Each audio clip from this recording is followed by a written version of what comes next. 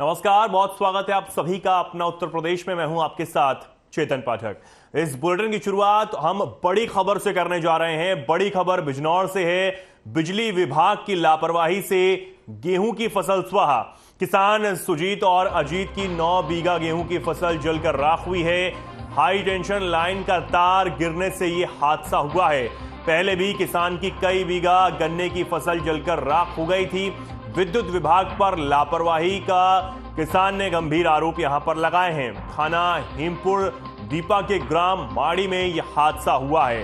ये बड़ी खबर आपको बता रहे हैं। ग्राम माड़ी में यह बड़ा हादसा यहां हुआ है और किसान की जो फसल है वो जलकर राख हो गई है। करीब 9 बीघा गेहूं की फसल जलकर राख हुई है। बताया जा रहा है कि हाई टेंशन लाइन की तार के यहां गिरने से यह बड़ा हादसा हुआ है और किसान का बेहद ही नुकसान यहां पर हुआ है। बिजनौर से खबर आपको बता रहे हैं, जहां बिजली विभाग की लापरवाही से गेहूं की फसल जल गई। बताया जा रहा है कि किसान की 9 बीघा जमीन को नुकसान पहुंचा है। 9 बीघा गेहूं की फसल जो है वो जलकर अब स्वाहा हो गई है। तस्वीरों में आप देख सकते हैं कि किस तरीके से किसानों की मेहनत पर जो है वो किसानों की मेहनत जो है वो उजड़ती दिखाई दे रही है और जो फसल है वो जलकर अब राख हो गई है।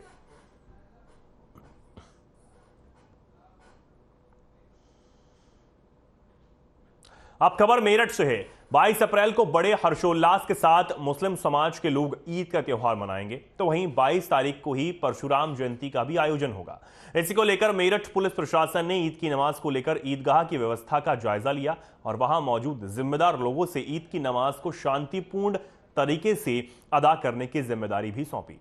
नमाज को लेकर ट्रैफिक व्यवस्था भी पूर्ण रूप से सुचारू कर दी गई है। आपको बता दें कि दिल्ली रोड स्थित ईदगाह में ईद के दिन लाखों मुसलमान ईद की नमाज अदा करने पहुंचते हैं, जिसे लेकर सड़क पर ट्रैफिक व्यवस्था बिगड़ जाती है। इसी को लेकर ट्रैफिक पुलिस प्रशासन ने ईद की नमाज के टाइम रोड को डायवर्जन कर दिया है, जिससे ट्रैफिक व्यवस्था भी सुचारू रूप से अब चालू रहेगी और मुस्लिम समाज के लोगों को नमाज पढ़ने में भी दिक्कत का सामना ना करना पड़े।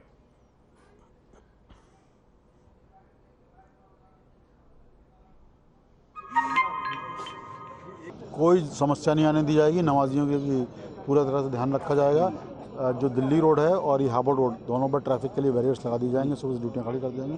किसी भी बाहरी वाहन को नहीं आने दिया जाएगा जब तक नमाज सकुशल संपन्न नहीं हो जाएगी। सारे नमाजी अपने घरों तक नहीं पहुँच जाएंगे और ये छोटा मोटा मेला वेला लगता है, दुकान लगती है, बच्चे आते हैं, उसमें तमाम लोग घूमते हैं। जैसे अगले हफ्ते इस हफ्ते ईद का त्यौहार मनाया जाएगा और वो निर्भर करेगा कि चांद किस तारीख को दिखता है। इसके बाद इसमें जनपद में जो मस्जिदें हैं और ईदगाह हैं उन पर नमाज सुबह सुबह अता की जाती है और उसके बाद इसमें जो हमारे जो लोग हैं वो एक दूसरे से ईद की मिलने के लिए भी जाते हैं। तो इसमें पुलिस का प्रबंध रहता है। जगह जगह बैरियर लगाए जाते हैं कि जो नौजवान नई उम्र के लड़के हैं वो तेज़ गति से वाहन न चलाएं।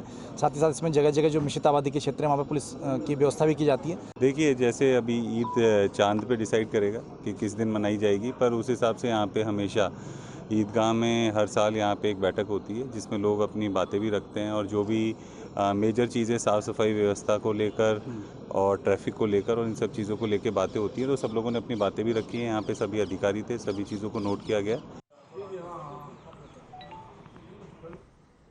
बिजनौर के चांदपुर में रेलवे लाइन पर पत्थर डालते समय मालगाड़ी के एक डिब्बे का पहिया नीचे उतर गया, जिससे कराल रेड स्थित रेलवे फाटक पर घंटों जाम लग गया।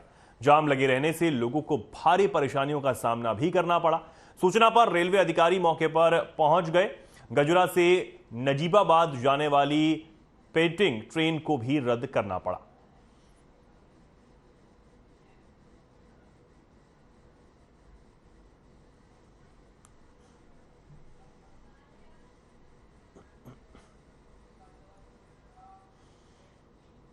गाजियाबाद जिले में करोड़ों रुपए की संपत्ति का मालिक बने 400 करोड़ रुपए के लोन माफिया लक्ष्य तंवर पर पुलिस शिकंजा कसती हुई नजर आ रही है। पुलिस ने बुधवार को लक्ष्य और उसके साथियों की करीब 15 करोड़ की 6 संपत्तियां कुर्क कर दी।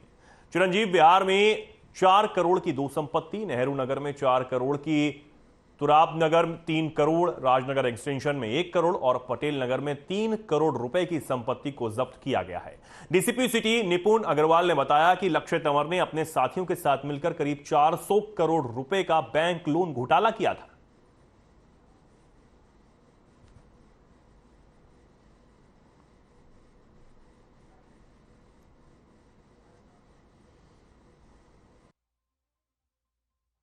देखिए, लक्ष्य तंवर लोन माफिया एवं उसके जितने भी गैंग मेंबर्स थे उनके विरुद्ध हमने गैंगस्टर पंजीकृत करा था, जिसमें कि आज टोटल हमने 6 संपत्तियां जिनकी कीमत 15 करोड़ है उनको कुर्क कर लिया गया है। अब तक इस गैंगस्टर के विरुद्ध कार्रवाई करते हुए हमने 44 करोड़ से ज़्यादा कीमत की 21 प्रॉपर्टियां कुर्क कर ली हैं। ये कमिश्नरेट गाजियाबाद होने के बाद पहली इस माफिया की पहली कुर्की करी गई है और आगे भी हम इसमें कार्यरत रहते हुए बाकी जो गैंग मेंबर्स हैं उनकी चल अचल नामी बेनामी संपत्तियों को करेंगे।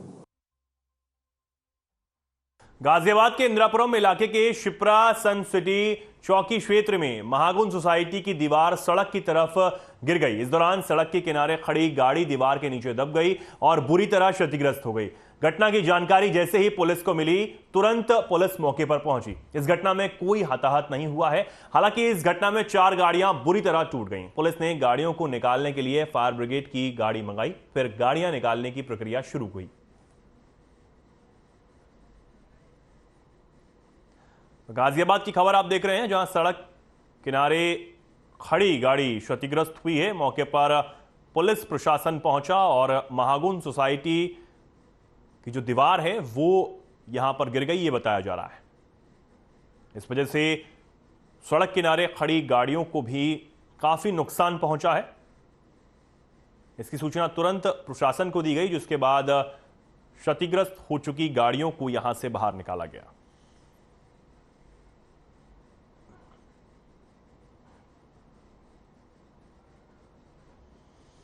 तो ये तस्वीरें आप गाजियाबाद से देख रहे हैं, जहां महागुन सोसाइटी की दीवार अचानक गिर गई और हादसा यहां पर हुआ। हालांकि जानमाल की कोई हानि नहीं हुई, लेकिन सड़क किनारे खड़ी जो गाड़ियां हैं वो बुरी तरह क्षतिग्रस्त हो गई।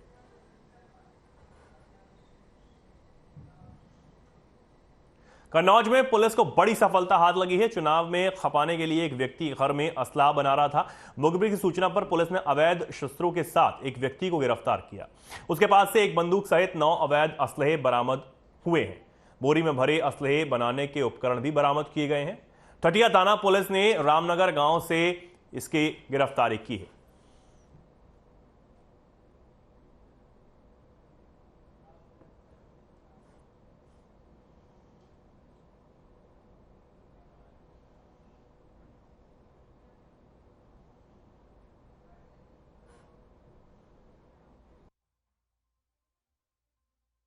थाना ठटिया क्षेत्र के अंतर्गत आज एक अवैध शस्त्र फैक्ट्री के विरुद्ध कार्रवाई की गई है। इस कार्रवाई में बड़ी मात्रा में बने अधबने अवैध शस्त्र तथा अवैध शस्त्र बनाने के उपकरण बरामद हुए हैं। एक अभियुक्त को गिरफ्तार करके चालान किया गया है तथा एक फरार अभियुक्त की तलाश जारी है, जिसे जल्द ही गिरफ्तार किया जाएगा। प्रकरण में अग्रिम विधिक कार्रवाई प्रचलित है।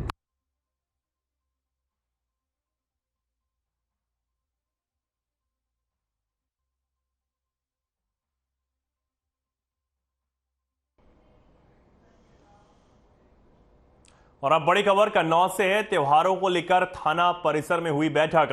त्योहारों को लेकर सम्राट नागरिकों की बैठक यहां की गई। बैठक में दोनों समुदाय के नागरिकों ने प्रतिभाग किया। थाना प्रभारी विक्रम सिंह की मौजूदगी में यह बैठक हुई है। शांति व्यवस्था स्थापित रखने की अपील यहां की गई। अफवाह फैलाने वाले लोगों की जानकारी दे, ये थाना प्रभारी ने कहा है। अफवाह फैलाने वालों पर कड़ी कार्रवाई की जाएगी, ये भी पुलिस की तरफ से साफ कर दिया गया है। तो त्योहारों के मद्देनजर ये अहम बैठक यहां की गई। बैठक में दोनों ही समुदाय के नागरिकों को यहां बुलाया गया था और शांति व्यवस्था बनाए रखने की अपील पुलिस ने की है। साथ ही त्योहारों को शांतिपूर्ण ढंग से मनाने की अपील भी थाना प्रभारी की तरफ से की गई है और साथ ही हिदायत भी दे दी गई है कि जो भी व्यक्ति अफवाह फैलाता है उसके विरुद्ध सख्त कार्रवाई की जाएगी। कन्नौज से खबर आपको बता रहे हैं, त्योहारों को लेकर अहम बैठक यहां की गई और पुलिस की तरफ से साफ किया गया कि जो भी अफवाह फैलाता हुआ पकड़ा गया या उसका पता पुलिस को लगा, उसके खिलाफ कड़ी कार्रवाई प्रशासन करेगा।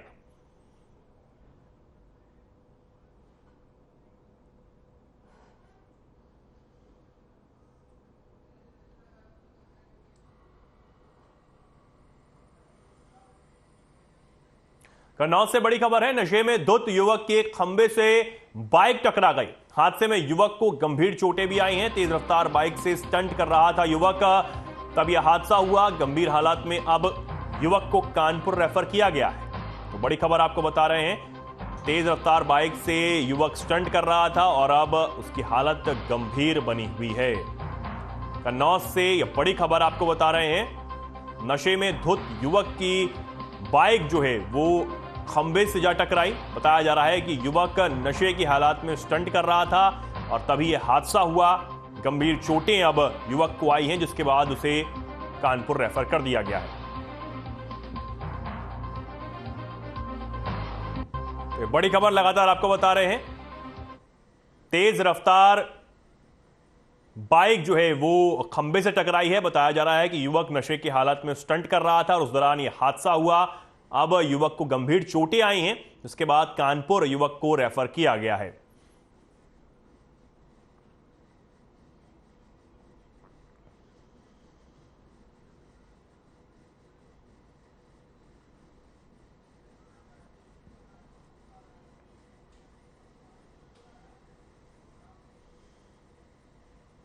अब खबर पनकी से है, जहां पुलिस ने पनकी धाम मंदिर में दर्शन करने आए श्रद्धालुओं को चोरी का शिकार बनाने वाले 2 शातिर चोरों को पकड़ने में सफलता हासिल की। पुलिस की तरफ से बताया गया कि कई दिनों से मंदिर में आने वाले श्रद्धालुओं के साथ चोरी की शिकायतें मिल रही थी। इस पर संज्ञान लेते हुए एसीपी निशांक शर्मा ने पनकी पुलिस को मंदिर में ध्यान देने के निर्देश दिए। एसीपी के निर्देश के बाद पनकी पुलिस सख्त हो गई और दर्शनार्थियों को निशाना बनाने वाले 2 चोरों को पुलिस ने रंगे हाथ धर दबोचा। पुलिस ने चोरों के पास से चोरी के 1500 रुपए नकदी और एक आधार कार्ड भी बरामद किया है।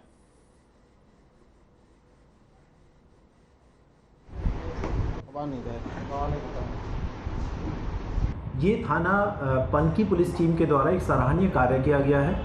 कल मंदिर में पनकी धाम में दर्शन कराए श्रद्धालु के 1500 रुपये और उसका जो आधार कार्ड था वो किसी ने निकाल लिया था। तत्काल पुलिस ने कार्रवाई करते हुए इस संदर्भ में न केवल 2 जो अभियुक्त हैं उन्हें गिरफ्तार किया है, बल्कि उनसे 1500 रुपये की राशि भी बरामद की है और जो आधार कार्ड इनके द्वारा निकाला गया था वो भी बरामद किया है और इसमें आगे की वैधानिक कार्यवाही की जा रही है।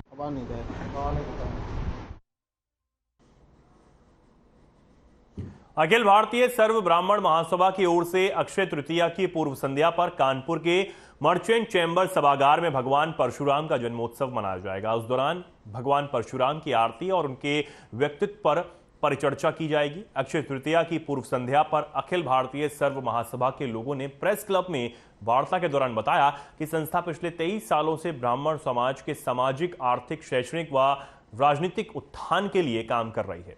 संस्था 2001 से लगातार अक्षय तृतीया की पूर्व संध्या पर भगवान परशुराम का जन्मोत्सव का भव्य आयोजन करती आई है।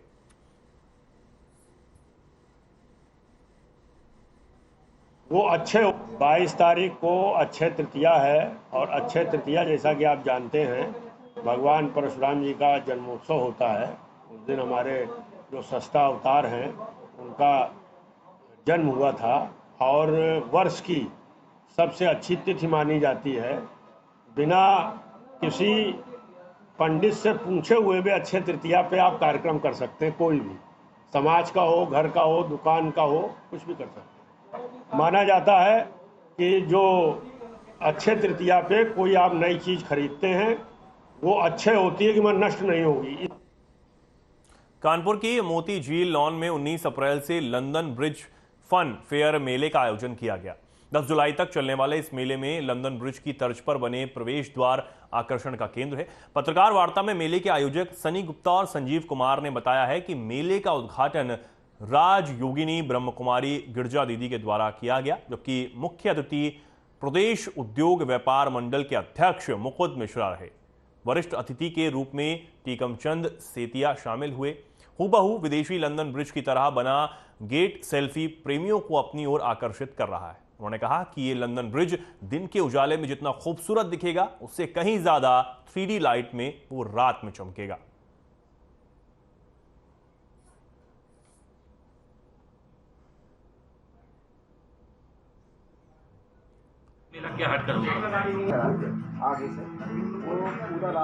ये मोती झील में इस बार जो आयोजन किया जा रहा है, इसमें हमने बहुत खूबसूरत एक लंदन ब्रिज का सेट बनाया है जो हूबहू लंदन ब्रिज देखने में लगता है, और उस ब्रिज के ऊपर से पब्लिक होके जाएगी और उतरेगी तो लोगों को बड़ा अच्छा लगेगा। सेल्फी के लिए लोग बड़ा आकर्षण होंगे कि हमारे कानपुर शहर में एक लंदन ब्रिज जैसा एक सेट बनाया, डमी सेट बनाया जो कि फिल्मों में बनता है, वो हमने इस बार प्रदर्शनी में आगे विशेष रूप बनाने के लिए बनाया है। कानपुर में आगामी ईद उल फितर की नमाज को लेकर ज्वाइंट कमिश्नर आनंद प्रकाश तिवारी ने जाजमऊ की बड़ी ईदगाह का निरीक्षण किया। साथ ही वहां के मौलानाओं से बातचीत की। ईद पर चाक चौबंद कानून और शांति व्यवस्था बनाए, साथ ही किसी भी तरह की अफवाह पर ध्यान न देने की अपील की गई। वहीं इस निरीक्षण में पुलिस उपायुक्त पूर्वी रविंद्र कुमार, अपर पुलिस उपायुक्त पूर्वी एसीपी छावनी और एसएचओ जाजमऊ पुलिस बल के आबादी वाले इलाकों में भ्रमण करने पहुंचे।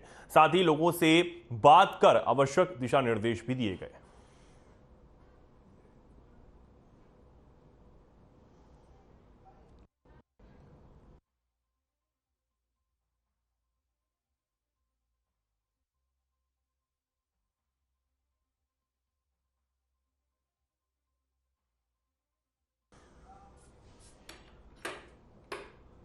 कानपुर दयानंद गर्ल्स कॉलेज में श्री भव्य मेकअप हाउस एंड एकेडमी की ओर से बच्चों के प्रोत्साहन के लिए एक वर्कशॉप का आयोजन किया गया। मुख्य रूप से इस वर्कशॉप का उद्देश्य बच्चों तक उनके फ्यूचर को लेकर आगे जाने के लिए एक नई राह दिखाना था।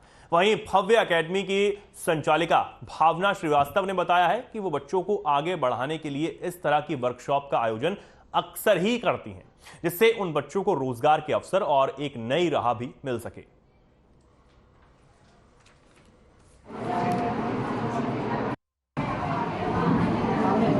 आज मैंने दयानंद गर्ल्स पीजी कॉलेज में यहाँ एक वर्कशॉप अरेंज करी है। मैं यहीं की पास आउट स्टूडेंट हूँ, तो बहुत सारे ऐसे बच्चे हैं जो बहुत ज़्यादा कैपेसिटी नहीं रखते हैं, पेइंग कैपेसिटी, और करियर में बहुत आगे बढ़ना चाहते हैं पर नहीं कर पा रहे हैं। इसी तरह की एक वर्कशॉप मैंने पहले भी कर रखी है अपनी अकेडमी में, लेकिन आज यहाँ पर मैंने दूसरे सेक्शन पे आकर के एक बार मौका देना चाह रही हूँ। जो बच्चे बहुत पेइंग कैपेसिटी नहीं रख रहे हैं लेकिन अपने करियर में कुछ करना चाह रहे हैं, तो उनके लिए एक ऐसा प्लेटफॉर्म रेडी करूँ जिसमें वो हमें ज्वाइन करें।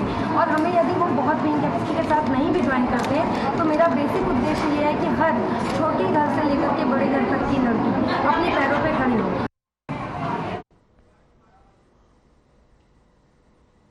अब खबर लखनऊ से है, जहां राज्यसभा सांसद संजय सिंह ने प्रेस वार्ता की। नगर निकाय चुनाव को लेकर बयान भी उनका सामने आया।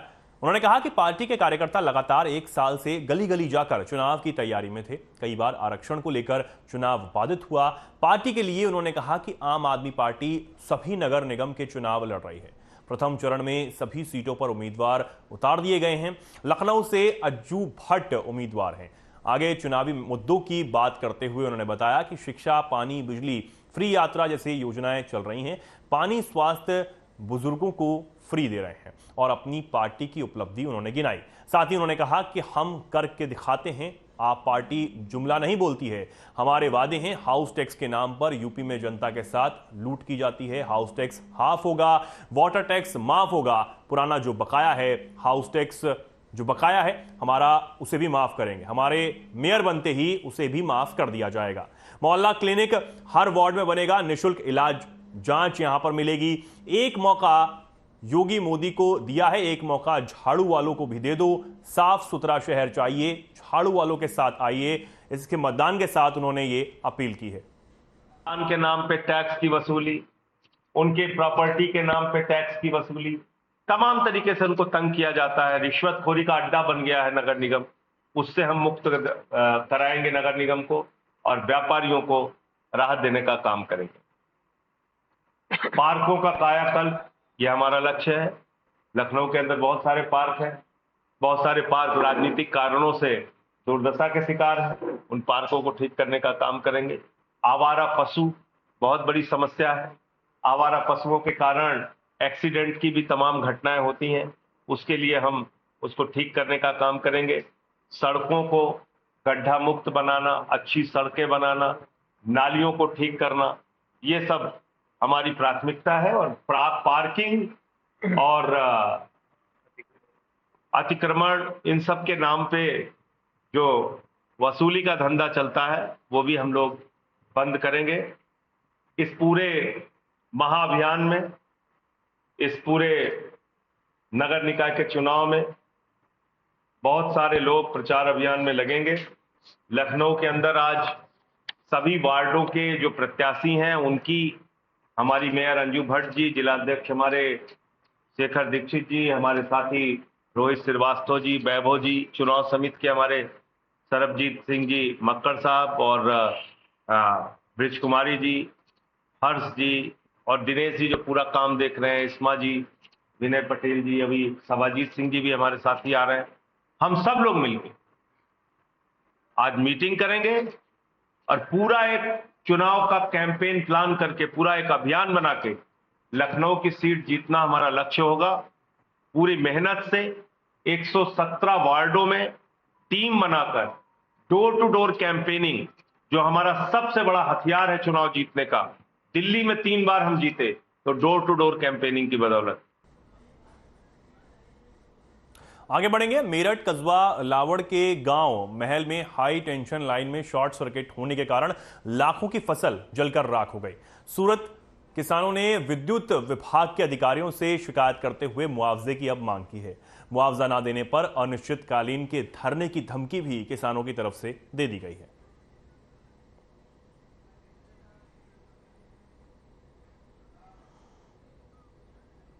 पीलीभीत में 1 साल पहले बगैर डिग्री और रजिस्ट्रेशन के आरोप में सील किए गए क्लिनिक के मकान मालिक की अर्जी पर न्यायालय ने दुकान को खोलने के आदेश दे दिए हैं। वहीं तहसीलदार की मौजूदगी में पुलिस और स्वास्थ्य विभाग की टीम ने क्लिनिक को खुलवाया और सभी सामान पुलिस ने कब्जे में लेकर थाने में रखवा लिया। दरअसल मामला जनपद पीलीभीत के थाना बिलसंडा क्षेत्र का है। थाना क्षेत्र की चुर्रा फिरसा गांव की सुनीता ने 4 जनवरी को डीएम से शिकायत की। धनवंतरी हेल्थ केयर अस्पताल अनाधिकृत रूप से संचालित किया जा रहा है और मोटी रकम यहां वसूली जा रही है, जिस पर 26 फरवरी को अधिकारियों ने धनवंतरी अस्पताल में छापा मारा।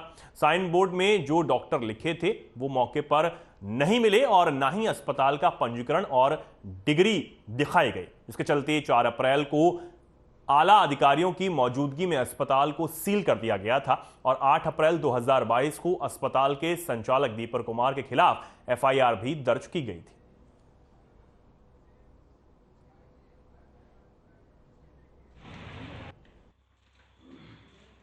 धनवंतरी हॉस्पिटल है।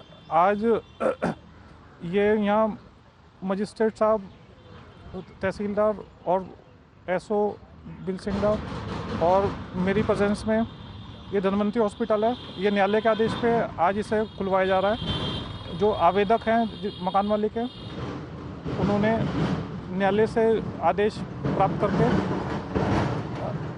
ये हमें प्राप्त कराया था, उसके आधार पर इसे खुलवाया जा रहा है। ये किसी शिकायत के अनुसार या जो भी हो सर, उसकी अपेक्षा सीज हो गया था सर, और इन्होंने ध्यान भी नहीं दिया। बिल्कुल कई बार हमने रिक्वेस्ट की, गए थे इनके पास, लेकिन कोई उन्होंने नहीं सुनी। फिर हमने अपने स्तर से कोर्ट जाके सर अपनी रिक्वेस्ट पेश की सर, और अपने हिसाब से खुलवाई है सर।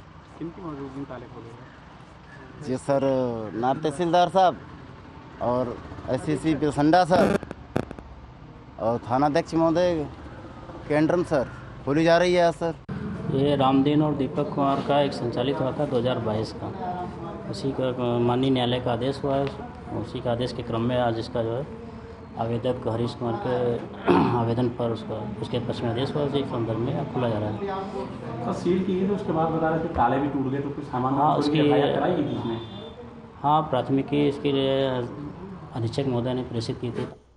जनपद सहारनपुर में बीते कुछ महीनों में लूट की घटनाएं कई थाना क्षेत्रों में बढ़ी थीं, जहां थाना रामपुर मैनिहारन इलाके में भी जनवरी माह में लुटेरों ने एक के बाद एक कई बाइक लूटकर पुलिस को चैलेंज दिया था। जिसके बाद इन घटनाओं के खुलासे के लिए एसएसपी सहारनपुर डॉक्टर विपिन तांडा ने थाना पुलिस के साथ साथ सर्विलांस और स्वाट टीम को भी निर्देशित किया था, लेकिन ये शातिर लुटेरे घटनाओं को अंजाम देकर उत्तराखंड के देहरादून में जाकर छिप गए थे, जिसकी वजह से पुलिस की पकड़ से ये लगातार बचते रहे। सोमवार की रात्रि को पुलिस ने मुखबिर की सूचना पर चेकिंग के दौरान कसौती रोड तिराहे पर खड़े कुछ संदिग्ध लोगों से पूछताछ की तो उन्होंने पुलिस पार्टी पर फायर कर दिया। इसके बाद पुलिस ने मौके से 7 बदमाशों को गिरफ्तार करने में सफलता हासिल की और 2 बदमाश अंधेरे का फायदा उठाकर भाग निकले। एक बदमाश को पकड़ने गए अभियुक्तों की निशानदेही पर उसे गिरफ्तार किया गया। गिरफ्तार अभियुक्तों ने थाना रामपुर मनीहारन इलाके में जनवरी में हुई मोटरसाइकिल लूट के साथ साथ अवैध असला भी बरामद किया है।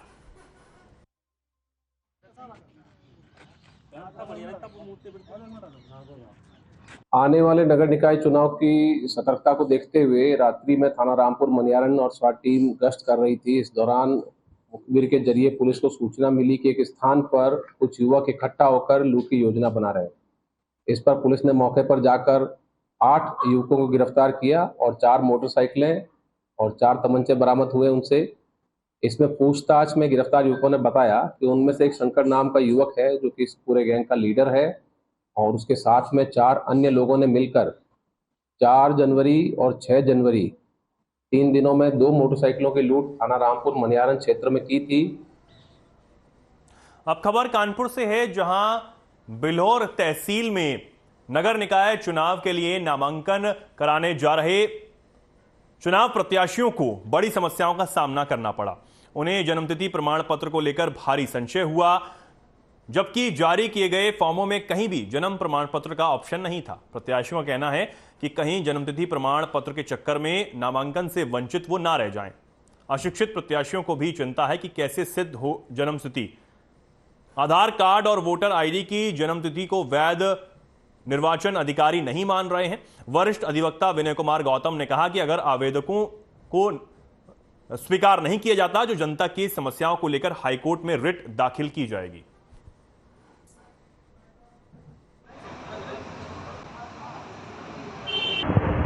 जो सभासदी के जो आवेदन दिए गए उसमें जो गाइडलाइन जारी की है राज्य निर्वाचन आयोग ने, उसमें कहीं जन प्रमाण पत्र का कोई जिक्र नहीं किया गया।